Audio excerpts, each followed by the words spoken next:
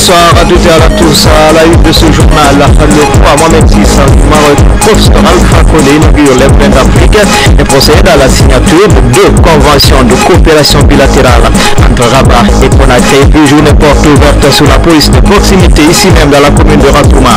La démarche vise à rapprocher population et services de police.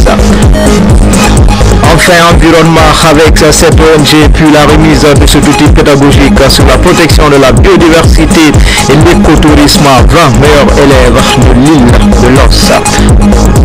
C'est tout pour le titre. Encore une fois, bonsoir et bienvenue à toutes et à tous. L'actualité reste dominée par cette tournée de Sa Majesté le roi Mohamed VI du Maroc qui se trouve actuellement même au Gabon. La dernière journée du roi en Guinée a été marquée par l'inauguration d'une usine de production de la farine appelée Moulin d'Afrique, fruit de la coopération maroco-guinéenne, et la signature de 2 autres conventions. Mohamed Lamine Souma, Doudou Traoré et la Joat Sissé du bureau de presse de la présidence de la République. Médecin Kassi dans la commune de Kaloum, professeur Alpha Condé et son hôte, le roi Mohamed VI, sont allés à la banlieue de Conakry, inaugurer l'usine de production de farine appelée les Moulins d'Afrique, un bijou de nouvelles technologies réalisées par le secteur privé marocain, le groupe Adora. Coût d'investissement 30 millions d'euros, capacité de production plus de 18 000 tonnes de farine par mois, emploi créé, 500 travailleurs réguliers. Depuis son élection en fin 2010, professeur Alpha Condé est à la recherche constante de solutions au développement du pays, mais aussi à lutter contre la pauvreté et le chômage. Le souverain du Maroc et son gouvernement ont donc favorablement répondu à cette sollicitude constante du chef de l'État, au peuple et au gouvernement guinéen d'en faire bon usage et de consolider cet élan de progrès socio-économique pour le pays. Le roi est parti, mais l'assistance sanitaire, elle, se poursuit depuis quelques semaines. Des milliers de personnes se font consulter et traiter gratuitement à l'hôpital médico-chirurgical des Forces armées royales du Maroc. Une aide sanitaire qui réjouit la première dame de la République qui s'est rendue sur place pour encourager ces médecins marocains. Explication Ali Badra Condé. Cet hôpital médico-chirurgical de campagne installé sur l'esplanade du Palais du Peuple a reçu la visite de la première dame de la République, Adjedjene Koli. Ici, les patients guinéens sont consultés et traités dans les différentes tentes. Déjà, 3000 consultations ont été réalisées par le personnel médical et paramédical ainsi que les personnes de soutien. C'est le fruit de 7 jours de travail. Nous sommes là, nos 2 pays, le Maroc et la Guinée-Conakry. Cette coopération qui va être, Inch'Allah, renforcée grâce à la volonté de Sa Majesté le Roi, chef suprême et chef d'état-major général. Et sur son ordre, on est là dans le cadre de la coopération bilatérale dans le domaine sanitaire principalement, mais aussi dans le domaine de coopération concernant la formation, l'encadrement, l'échange surtout l'échange d'expérience de chacun d'entre nous et particulièrement avec nos amis du service de santé de l'armée guinéenne. Pour la réussite de cette opération humanitaire marocaine, plus de 80 tonnes de médicaments ont été acheminés sur Conakry. Un véritable ouf de soulagement pour la première dame de la République qui s'investit à travers sa fondation Prosmi pour la promotion de la santé maternelle et infantile en Guinée. Merci à Sa Majesté le roi Mohamed VI, merci au Maroc, merci du fond du cœur. J'espère que c'est une relation qui va continuer. Merci à tout le personnel du camp, aux militaires, aux médecins, à tout le monde. Cet hôpital mobile médico-chirurgical de campagne a fait ses preuves dans certains pays comme le Mali, la Côte d'Ivoire, la Tunisie ainsi que le Congo-Brazzaville. Et puis cette rencontre entre le ministre guinéen dit en charge des finances et son homologue marocain en toile de fond traduit la volonté du gouvernement guinéen à renforcer l'élan de coopération pris entre les 2 États. On était aussi la présence du ministre délégué au budget et le gouverneur de la Banque centrale. On fait le point avec Boubacar Ba.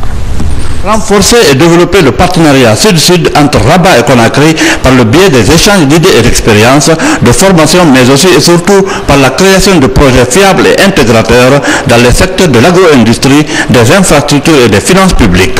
C'est le message du ministre d'État en charge des Finances au cours de l'audience qu'il a accordée à son homologue du royaume chérifien. À la fin de cette cérémonie, on se mettrait d'accord dans les prochains jours de la signature d'un cadre de coopération de partenariat qui va fixer les grands domaines d'intervention de coopération entre nos deux ministères.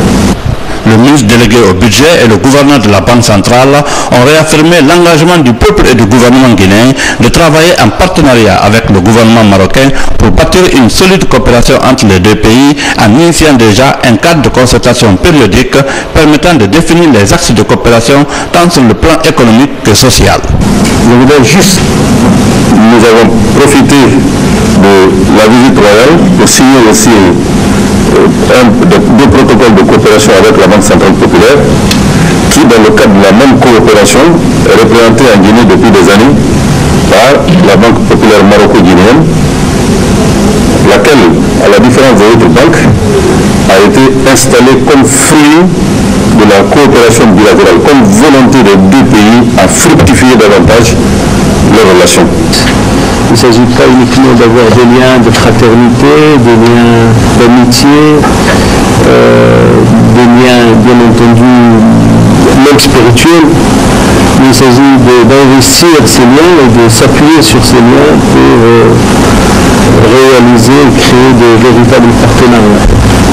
Le renforcement de la coopération guinéo-marocaine devrait permettre de relancer la GIMCO, l'agence de coopération guinéo-marocaine créée dans les années 90 en sommeil il y a quelques années. Toujours à marge de la visite du roi Mohamed VI à Conakry, des séances de travail ont eu lieu entre les différents ministres sur le cadre de cette rencontre entre le ministre marocain des Mines, de l'Environnement et de l'Eau et ses homologues guinéens. La question liée à la valorisation des ressources naturelles était au centre des débats. Notre reporter Alpha Kabinet Koulibaly a suivi les entretiens et rencontres. Cette rencontre, le ministre d'État des Mines et de la Géologie a demandé la participation du Maroc dans la rénovation de certaines mines guinéennes. Il a également exprimé la volonté du chef de l'État, le professeur Alpha Condé, à développer le partenariat entre la Guinée et le Maroc. Il s'agit de la valorisation des ressources naturelles du pays. Le ministre de l'Énergie a expliqué la préoccupation de son département dans le domaine de l'électricité et l'accès à l'eau potable par la population de Conakry. L'administrateur général de la SOGIPAMI a expliqué les accords signés avec le Maroc dans le cadre du développement minier. La problématique de la gestion des classes miniers et les permis de recherche ont été posés par le directeur général du Centre de promotion et de développement minier. Le ministre des Mines, de l'Environnement et de l'eau du Maroc a souligné l'importance que son pays accorde au partenariat avec la Guinée. Les deux pays vont travailler ensemble pour concrétiser un ensemble d'accords. Pour moi, c'était un passage obligé, donc d'être là dans le ministère des Mines et Géologie pour justement voir avec mon collègue, le ministre d'État, le ministre des Mines et de Géologie, comment opérationnaliser, comment concrétiser ce partenariat qui est hautement souhaité par le président de la République guinéenne. Donc il était très important qu'on puisse aller dans le détail, voir qu'est-ce qu'on pourrait faire dans l'immédiat, sur le moyen terme et bien sûr sur le long terme. C'est par la remise des cadeaux à la délégation marocaine que la rencontre a pris fin dans la salle de conférence du ministère d'État des Mines et de la Géologie. Comme vous le savez, Sa Majesté le roi Mohamed VI a bouclé ce mercredi sa visite d'État de 3 jours avec une vingtaine de conventions, sans compter les accords de coopération et de partenariat signés entre les différentes structures. Cette visite du souverain chérifien en Guinée aura tenu toutes ses promesses. C'est un commentaire signé Kaba Condé. Le roi Mohamed VI est parti. Le bon roi est parti, le beau roi est parti. Il nous laisse des souvenirs, des bons souvenirs, des beaux souvenirs, mais en plus des souvenirs de son charme, de son enchantement et de sa bonne humeur, le roi laisse en Guinée des traces concrètes à travers, premièrement, les relations personnelles tissées avec le président de la République, professeur Alpha Condé. Deuxièmement, les relations personnelles faites de rapprochement entre l'entourage direct de Sa Majesté et les personnels des services guinéens du protocole, de la protection, de la presse et autres maîtres et attachés de maison. Troisièmement, des relations de travail et de partenariat féconds entre les opérateurs économiques des deux pays. Quatrièmement, les relations d'État en termes de renforcement de l'axe Rabat-Conakry, axe politique, diplomatique et géographique. Cinquièmement, les relations d'État en termes de coopération économique, sociale, culturelle, sociétale et religieuse. Les traces laissées par Sa Majesté le roi Mohamed VI en Guinée sont des sillons promis à la fécondité et à la prospérité,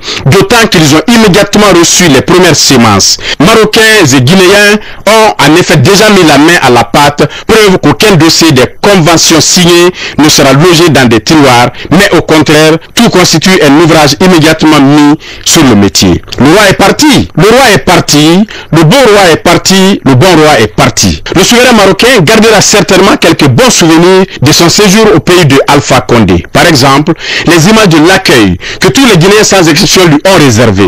Images franches de joie, débordantes de sincérité, de spontanéité, de vivacité, traduisant des sentiments profonds et d'affection, voire d'attachement des Guinéens au Maroc, ce bon et beau pays qui s'est largement ouvert à eux aussi bien sur le plan traditionnel que sur le plan des institutions et des formalités. À travers cette visite de Sa Majesté le roi Mohamed VI, les Guinéens ont comme assouvi un besoin, une attente, en ceci que, malgré l'excellence des relations que les souverains marocains ont toujours entretenues avec les chefs d'État guinéens de 1958 à 2014, c'est seulement maintenant que notre peuple s'honore de la grâce d'un voyage du roi de la dynastie des Alaouites, descendant direct du prophète Mohamed, paix et salut sur lui. Cette visite royale constitue alors un double sommet. Un sommet des chefs d'État, comme on le dit toujours, des rencontres de ce niveau. Et deuxièmement, un sommet finalement atteint au bout de l'ascension d'une montagne, certes sans escarpement, mais en toute hauteur, bien en hauteur, au-dessus des contingences. En cela, la visite de Sa Majesté le roi Mohamed VI n'est pas qu'un sommet, mais elle est aussi une sommité d'espérance. Lorsqu'on arrive au haut de la montagne, l'on voit loin, très loin, au-delà des rivages et des mirages, au-delà des horizons apparemment infranchissable. Le roi est parti, le bon roi est parti, il nous laisse des souvenirs et des traces, mais surtout des perspectives de coopération fructueuse abondantes. Le roi est parti, vive le roi. Avant de poursuivre ce journal, je reçois sur ce plateau M. Cheikh Fanta Madi Camara. M. Cheikh Fanta Madi Camara, il est le secrétaire général de la Chambre de commerce, d'industrie et d'artisanat de Guinée. M. Cheikh Fanta Madi Camara, bonsoir. Bonsoir, bienvenue dans ce journal. Merci. Depuis 2005, la Guinée n'a pas de chambre de commerce. Aujourd'hui, quels sont les enjeux liés à ces élections? Bon, il y a beaucoup d'enjeux compte tenu du fait que le rôle traditionnel que la Chambre doit jouer dans un pays comme le nôtre, un pays qui se veut acteur de son avenir sur le plan politique et sur le plan économique et social. Donc le socle du développement, c'est la Chambre. La Chambre est la porte d'entrée. Donc depuis 2005 jusqu'à nos jours, il y a eu un comité transitoire qui devait organiser les élections dans les 3 mois qui suivaient leur désignation. Depuis jusqu'à maintenant, rien n'a été. Donc l'UPR à tout cela, la Guinée est à la fois dans un mouvement de révolution et de rotation. Donc il faut que nous soyons présents sur l'arène internationale pour compétir avec les autres pays. Justement, M. Camara, donc la Guinée aura bientôt une nouvelle chambre de commerce. Quel est le calendrier que vous avez compris dans ce sens? D'abord, il y a les directives, le code électoral au niveau de la chambre de commerce. Parce que toute bonne élection qui se veut transparente, équitable, il faut des directives, un code électoral. Et en plus, il faut des chronogrammes dans le cadre de la chambre de commerce, il y a 18 points. On a exécuté jusqu'à 11 points, il reste 8 points. Mais de ces 8 points, il y a 3 dates importantes. La première, c'est l'élection des chambres des antennes régionales et préfectorales, le 16 mars, donc dans quelques jours, 2014. Deuxième date à retenir, c'est le 13 avril de l'année 2014, l'élection des chambres régionales. Et ensuite, l'élection le 1er juin du bureau exécutif national, le 1er juin 2014. Donc c'est territoire que vous avez enregistré. En plus de ça, je pense que compte tenu de l'arrivée du roi, on a ajouté 3 jours. Normalement, la liste électorale, les listes électorales devaient être closes le 10 mars. Mais à cause de l'arrivée du roi, parce que les gens vraiment se sont mobilisés, les gens ont boudé les recensements pour réellement soit assister à des B2B parce qu'il y a plus de 400 opérateurs. On en vient, M. Gamara, on en vient justement, quand on parle d'élection, on parle de fichier électoral. Maintenant, quels sont les critères pour être au niveau de ce fichier électoral? Donc, pour être sur ce fichier électoral, il faut se recenser. Et pour te recenser, tu dois être muni d'une carte consulaire. Ou tu dois être muni d'une carte concernant délivrée par ta corporation. La corporation commerce, la corporation industrie BTP, la corporation autre institution financière et les services. Donc, en plus, il faut réellement payer ses impôts parce qu'il y a la vérification, il y a les critères. Les impôts et les cotisations. Mais maintenant, quels sont les critères pour devenir président de cette institution? Pour devenir, l'explication est à 2 niveaux. De l'antenne régionale, à l'antenne préfectorale et communale, il faut avoir plus de 21 ans, au moins 21 ans, et en plus payer ses impôts et avoir une carte d'électeur, parce que tous ceux qui sont guinéens, si tu n'as pas de carte d'identité, dans une entité donnée, dans une structure commerciale. Oui, donc dans un contrôle de routine, même si tu es guinéen, si tu n'es pas identifié, on peut t'arrêter ou on peut t'empêcher. Donc pour être électeur et éligible, il faut avoir sa carte, payer ses impôts et les impôts seront là pour contrôler. Donc et avoir au moins ses 21 ans. Et ça c'est le premier point. Au niveau du bureau exécutif national, c'est pas tout le bureau exécutif national, mais concernant le président, parce que dans le bureau exécutif national, il y a 15 postes à pourvoir. Il y a le poste de président, le poste de premier vice-président. Le président, après qui est élu par suffrage universel, et les 10 premiers sont élus par suffrage universel, mais les 5 autres sont élus par les membres de leur corporation, dont je viens de citer, corporation commerce, corporation industrie BTP, corporation institution financière et autres services, donc corporation artisanat, hôtellerie. Donc, mais le président, quant à lui, de ce bureau exécutif national, il doit pouvoir lire et écrire, défendre son programme sur le plan national et international. Si je dis lire et écrire, c'est lire et écrire en français. Donc, c'est pour dire que les analphabètes n'ont pas leur place. Bon, ils n'ont pas à la tête, mais ils peuvent être membres. Les 14 autres places, ils peuvent occuper ces places. Mais à la tête, parce que c'est ça la nouveauté de cette élection, de cette grande élection. Donc c'est la particularité de l'élection. De l'élection. Et très prochainement, après 5 ans, je pense que maintenant, cette règle sera ramenée au niveau régional et au niveau préfectoral. Mais pour ce départ, on se limite seulement à la présidence du bureau exécutif national. Merci, M. Cheikh Fantamadi Camara, d'être venu sur ce plateau pour éclairer à l'antenne de nos téléspectateurs. Merci, c'est à moi de vous remercier. Autre facette de l'actualité des avocats guinéens à l'école de renforcement des capacités professionnelles, l'initiative du bureau de Guinée à travers l'association Afrique et Droit France. Pendant une semaine, des bâtonniers en exercice, des anciens venus de certaines villes françaises et les avocats guinéens vont échanger sur le droit civil et pénal entre autres. Tcherno Younoussaba, Mariambari. Le nombre d'avocats a considérablement augmenté en chiffres ces derniers temps en République de Guinée, avec la rentrée en fonction d'une 50aine de stagiaires. Suite à ce constat, l'Ordre des avocats de Guinée, en collaboration avec l'association Afrique et Droit France, initie cette session de formation des avocats du barreau de Guinée.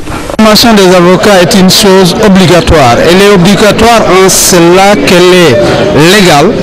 La loi qui nous régit nous impose de nous former quotidiennement pour pouvoir donner à notre clientèle le conseil utile, le conseil pertinent et de mériter toute l'expertise dont on nous gage. Pour Cheikh Sako, le barreau de Guinée ne peut être isolé ou absent de la profession.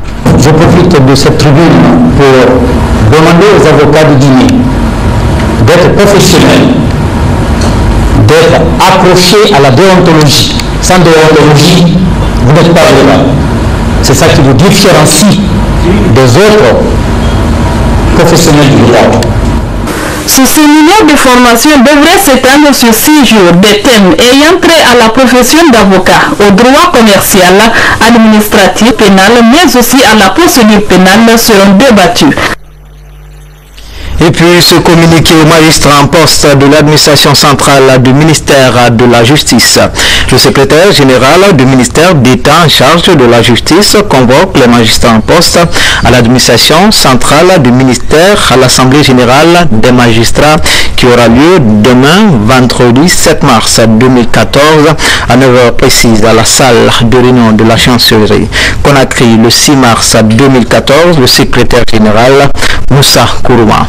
À Kindia, l'actualité reste dominée par cette rencontre de partage entre les communes et certaines collectivités locales. Une dynamique des élus locaux a renforcé la coopération décentralisée et évalué les différents projets en cours de réalisation au sein des collectivités locales. Reportage à Kindia, Ibrahim Akita. C'est une visite de terrain qui s'inscrit dans le cadre de la coopération décentralisée que la commune de Kindia développe avec 5 autres communes. C'est dans cette trajectoire que le programme TANK est né. Un programme qui regroupe les villes de Tchang au Cameroun, Amaga, association des maires de la Grande As en Haïti, Nantes en France et Kindia en Guinée. Il s'agit d'une coopération axée sur les volets eau, hygiène et assainissement. Bilan critique et bienveillant sur la manière qu'ont les autres partenaires d'améliorer l'eau, l'assainissement, les déchets pour le bien des habitants. Cette visite de terrain a permis aux représentants des villes partenaires d'évaluer le progrès réalisé par la commune de Kindia à travers l'ONG Guinée 44. Je suis un maire très comblé parce que les populations sont à la hauteur de l'attente qu'on avait avec elles. À tous les niveaux, le constat a permis aux visiteurs d'apprécier l'évolution du programme, mais aussi faire des remarques et suggestions. Des remarques et suggestions que le comité de pilotage du projet eau, hygiène et assainissement de Kindia doit prendre en compte. Restons toujours dans le pays profond après la ville de Kanka. Les travaux de construction de la voie urbaine des préfectures de Kouroussa et Sigiri viennent de prendre fin. Un véritable ouf de soulagement pour les populations de ces deux différentes villes. Les nuages de poussière et les nids de poules ne sont que des lointains souvenirs. RTG Kanka, Fodé Bangali Fofana. C'est le nouveau visage qu'affiche Kouroussa, une ville où les travaux de construction de la voirie urbaine viennent de prendre fin. Depuis quelques années, ces travaux de bitumage sont entamés dans certaines villes de la savane guinéenne par la guinéenne de terrassement routier. C'est notamment ici à Kouroussa et Sigiri où les travaux sont à ce jour terminés après Kankan. Dans quelques jours, c'est aussi Farana qui suivra. Les 5 km de béton bitumineux prévus dans cette voirie urbaine de Kouroussa sont entièrement posés. Il y a la plateforme qui quitte de fossé en fossé. Il y a la chaussée qui est la bande réservée pour la circulation des engins. Les accotements est réservé pour la circulation des piétons.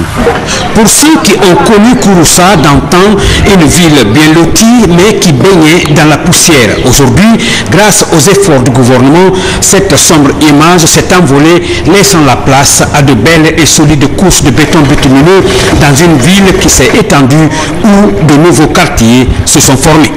Aujourd'hui, avec ces 5 km, vraiment, nous sommes reconfortés par la qualité même du travail. Au centre-ville, le besoin encore reste immense. Donc nous tendons respectueusement la main au gouvernement du professeur Alpha Condé pour un rajout au moins de 20 km. Qu'en est-il des travaux de construction de la cité internationale de Conakry sur le site depuis la pose de la première pierre? Les ouvriers s'activent pour rendre plus viable le projet Plaza Diamond situé au centre Méter. Pour le moment, le chantier se situe au niveau de la fondation qui, selon les techniciens, constitue la partie la plus importante. Pour en savoir davantage, suivez ce reportage signé Mamadi Koma. Les travaux de construction de la cité internationale de Conakry avancent progressivement.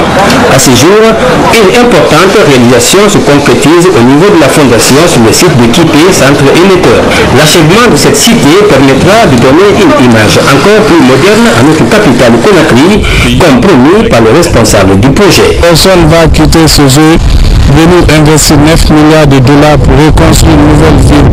Il faut vraiment avoir confiance à la population guinéenne pour faire ça. 3 ans, Kipé, ça va finir. L'Ambaye, c'est 8 ans. Plaza Diamond est un projet à dimension internationale qui comportera toute catégorie de bâtiments ici sur le site. C'est pourquoi l'implication de la population bénéficiaire est sollicitée. Tout le monde doit soutenir ce projet, c'est de Kipé et l'Ambaye, parce que ça c'est l'intérêt de la Guinée. Les gens qui investissent l'argent, ils vont s'en prendre ça, maintenant amener ce jeu. C'est la Guinée qui va sortir gagnant. Avec un coût d'exécution de 9 milliards de dollars, le projet Plaza Diamond vient apporter un plus sur le volet infrastructurel et la promotion de l'emploi jeune en Guinée. Autre titre de l'actualité, journée porte ouverte ce matin sur la police de proximité au commissariat central de Ratouma. Une occasion pour les populations de discuter directement avec ces services de police. Une police de proximité née de la volonté des nouvelles autorités à réformer nos services de police. Journée porte ouverte sur la police de proximité, Seko Fernand Kourouma. Les réformes engagées pour la restructuration des services de sécurité portent leurs fruits. C'est du moins ce qui ressort de l'assistance que l'Union européenne apporte au gouvernement dans ce sens. La création d'une police de proximité s'inscrit dans cette logique. Elle permettra de rétablir la confiance entre les forces de sécurité et les populations.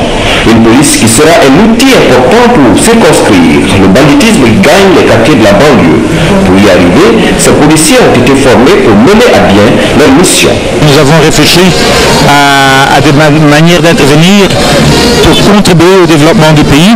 Et donc on tout naturellement on est arrivé à la conclusion qu'il fallait appuyer les forces de sécurité dans leur contact avec les populations. Et donc on a développé un certain nombre de projets, que ce soit pour la police de proximité, mais aussi les gardes forestiers, la protection civile, afin qu'effectivement on redevienne des forces qui sont au service de la population et qui est effectivement à sécuriser, comme je disais tout à l'heure, les biens et les services dans le respect de la personne, dans le respect des droits de l'homme. Ce projet en phase d'exécution concerne les communes de Matam, de Ratouma et de Nzérékoré. Aujourd'hui, la police de proximité est perçue avec enthousiasme. Une police de proximité formée pour sécuriser la population, c'est bien pour les citoyens de Ratouma, c'est bien pour les responsables à tous les niveaux de Ratouma. Pour corroborer cette initiative de rapprochement, un match amical a opposé l'équipe du commissariat central de Ratouma aux jeunes du quartier Longo. Une manière pour les deux équipes de briser la barrière. Nous sommes jeudi 6 mars. Aujourd'hui, le monde célèbre la journée internationale de la radio et de la télévision en faveur des enfants. Selon le constat, ce jour, les tout-petits ne passent presque pas une journée sans regarder la télé. Il y en a même certains qui l'utilisent dans l'encadrement des enfants, tandis que pour les autres, c'est à des fins moins chrétiens. Les médias et les enfants au XXIe siècle, mal nécessaire pour les ados. Mamadou Alpha Baldé pour ce reportage. Accessible au grand public depuis les années 40 pour la télévision et les années 20 pour la radio, une large majorité des adolescents ne passent plus une journée sans regarder le petit écran. La télévision est devenue au fil du temps un élément indispensable dans le quotidien des tout jeunes. Les titres et acteurs des films, ils ont tout en mémoire. Le 3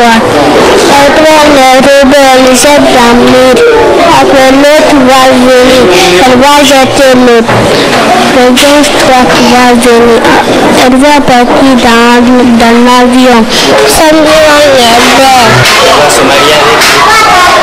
Avec le prince. Pourquoi gentil? Carabay méchant. La télévision peut aussi servir de moyen d'éducation pour les enfants. À l'école maternelle Babilou, par exemple, des programmes télévisés sont inclus dans l'encadrement des enfants. Nous utilisons la télé pour nos activités en classe parce que nous travaillons les grands classiques et puis avec ça on a des CD qu'on fait regarder aux enfants qui se rapportent à la vie morale, à la vie professionnelle, à la vie d'adulte futur de l'enfant. Et là nous travaillons tout ce qu'il y a autour de l'enfant, tout ce qu'il a à découvrir en découverte du monde, en maths, en calcul. On utilise généralement un film qu'on a regardé, soit ici, où on utilise le vécu de l'enfant. Les médias pourraient aussi impacter de façon négative à la bonne éducation des enfants si le contenu de ce qu'ils regardent n'est pas contrôlé. Parce que les enfants peuvent tomber sur des choses qui ne sont pas utiles ou qui ne se rapportent pas à leur âge. Alors là, je vous en prie, ils vont foutre du n'importe quoi, ils vont essayer d'imiter tel ou tel acteur et d'être très violents. Sur initiative de l'UNICEF, le 6 mars de chaque année, c'est la journée internationale de la radio et de la télévision en faveur des enfants. La réglementation de l'accès des enfants au programme des médias est importante. Dans le monde, ils sont plusieurs millions à passer au moins 1 heure devant la télé chaque jour. Environnement avec cette ONG Sauvons l'environnement guinéen, une ONG qui s'active dans la sensibilisation des populations. La structure s'est rendue récemment sur l'île de Los pour inviter les insulaires à s'impliquer dans la préservation des aires protégées. Un outil pédagogique sur la protection de la biodiversité, l'écotourisme a été distribué aux 20 meilleurs élèves. Moussa Komara, de retour des îles de Los. La dégradation de l'environnement et des zones côtières préoccupe l'ONG de l'environnement guinéen. La structure se lance ici dans la sensibilisation des insulaires des îles de Los sur la nécessité de protection de l'environnement marin. L'île est entourée de l'océan et notre combat aujourd'hui, c'est la protection de l'environnement, mais spécifiquement l'océan. L'assainissement des plages, débarcadères et bordures de mer sont des valeurs qu'entend défendre l'ONG Sauvons l'environnement guinéen cette année. Déjà, un outil pédagogique a été conçu et distribué aux 20 meilleurs élèves des îles de Los. Document qu'elle appelle Passeport du citoyen de l'océan qui permettra d'impliquer les tout-petits à sauvegarder l'écosystème et la biodiversité. La démarche est soutenue par les populations et autorités environnementales. Je suis le premier adhérent, c'est qui parle de la protection de l'environnement par le développement du tourisme. Aujourd'hui, cette ONG nous intéresse et nous sommes adhérés au fond, c'est-à-dire à 100%. Quand on voit tous ces jeunes gens qui s'activent pour sauver notre environnement, pour protéger notre environnement, on se dit que c'est un bon départ, puisque vous n'êtes pas sans savoir que les problèmes environnementaux actuellement sont criards et très préoccupants, non seulement pour la Guinée, mais pour l'humanité entière.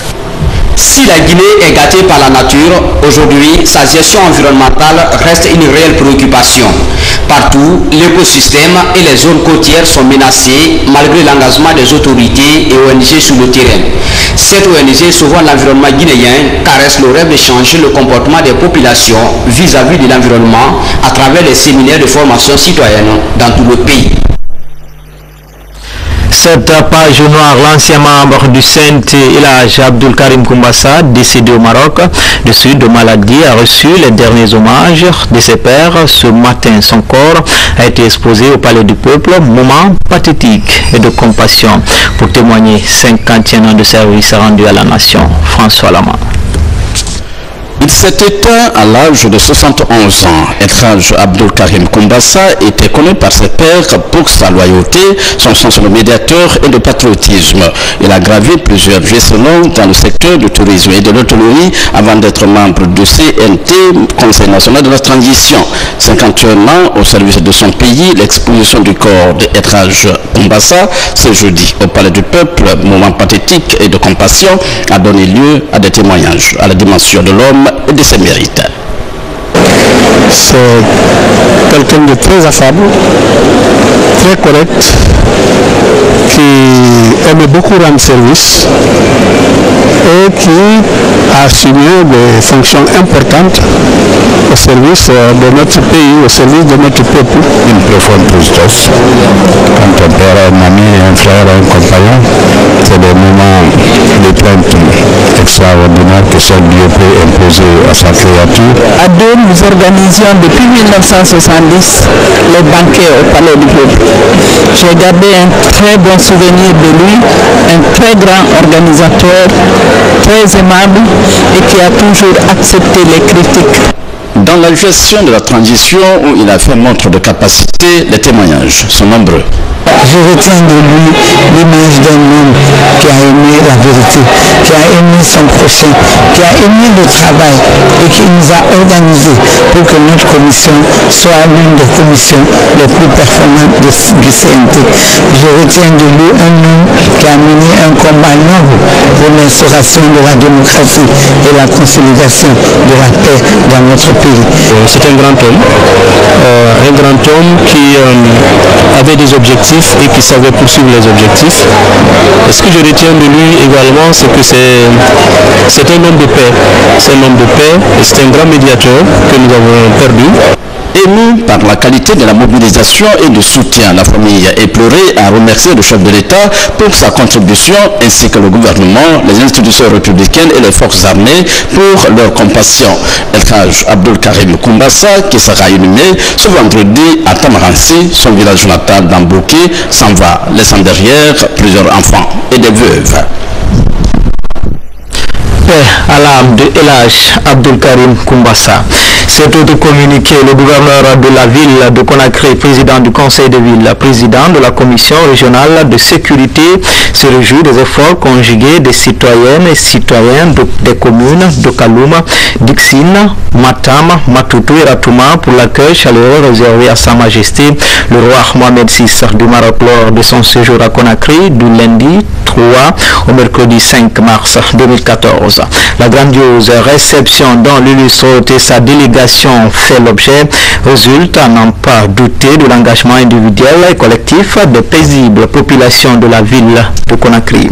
Le gouverneur de la ville de Conakry saisit cette opportunité pour adresser ses vives remerciements et sa marque de reconnaissance à l'endroit de mesdames et messieurs les maires et conseillers communaux, chefs de quartier, conseillers de quartier, chefs de secteur, aux services de sécurité, aux autorités régionales,